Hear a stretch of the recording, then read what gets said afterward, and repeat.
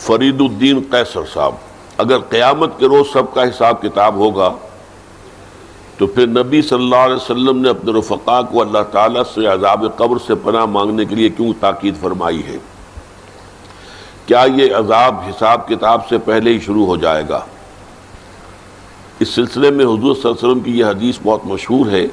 کہ ایک مرتبہ آپ دو قبروں کے پاس سے گزرے تو فرمایا دونوں مردوں کو عذاب ہو رہا ہے،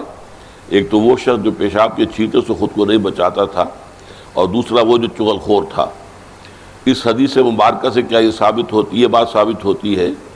کہ عذاب قبر مندرجہ بالا گناہوں کے سرزد ہونے ہی پر ملے گا؟ دیکھیں، یہ مسئلہ جو ہے عذاب قبر کا، یہ کافی ہمارے ہاں جو منکرین حدیث ہیں انہوں نے اس کے خلاف بڑی مہم چلائی، لیکن قرآن مجید سے بھی یہ ثابت ہے اور احادیث سے تو بہت ہی صراحت کے ساتھ ثابت ہے۔ اور اس کو سمجھیے یہ کہ اصل میں آخری فیصلے تو اسی وقت ہوں گے، جنت میں داخلہ اور جہنم میں داخلہ تو اسی وقت ہوگا، قیامت کے بعد، حساب کتاب کے بعد۔ لیکن یہ ہے کہ جیسے میں ایک سادہ سے تمثیل سے آپ کو سمجھا دوں،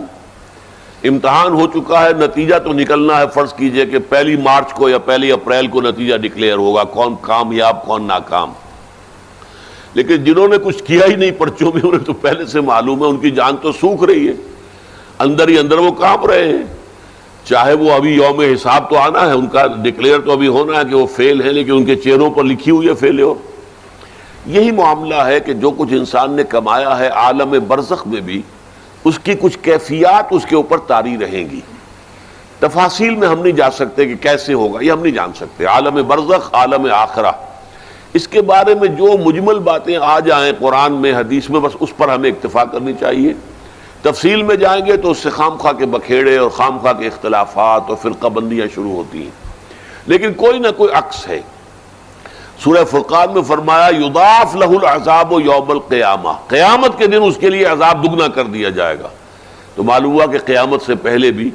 کوئی نہ کوئی عذاب کی کیفیت تھی، اور حضور نے فرمایا ہے، اور یہ ایسا ہی ہے عذاب، جو دوسری مثال سے سمجھیے کہ آپ خواب دیکھتے ہیں اور خواب میں فرض کیجئے سانپ نے آپ کو ڈس لیا ہے، تو جو کیفیت ہوگی وہ بعین ہی آپ کی ہو جاتی ہے، اور آپ خوف زدہ ہو کر آنکھ کھلتی ہے تو بالکل وہی کیفیت آپ کی ہے۔ یا شیر آپ پر حملہ کر رہا تھا تو جو خوف کی کیفیت تھی، جاگے ہیں تو وہی کیفیت ہے۔ اسی طریقے سے یہ معاملہ ہوگا، اور حضور نے فرمایا ہے کہ ہر قبر جو ہے وہ یا تو جنت کے باغیچوں میں سے ایک باغیچہ ہے اور یا دوزخ کے گڑھوں میں سے ایک گڑھا ہے۔ اور بعض جگہ یہ کہا گیا ہے کہ جیسے ہی قبر میں داخل ہوتا ہے تو اس کے بعد جو ہے یا کھڑکی کھول دی جاتی ہے جنت کی طرف سے کہ ٹھنڈی ہوائیں اور خوشبوئیں آتی ہیں، اور یا یہ کہ وہ ایک کھڑکی کھول دی جاتی ہے جہنم کی طرف سے کہ جس سے کہ لو آتی ہے، لپٹ آتی ہے آگ کی۔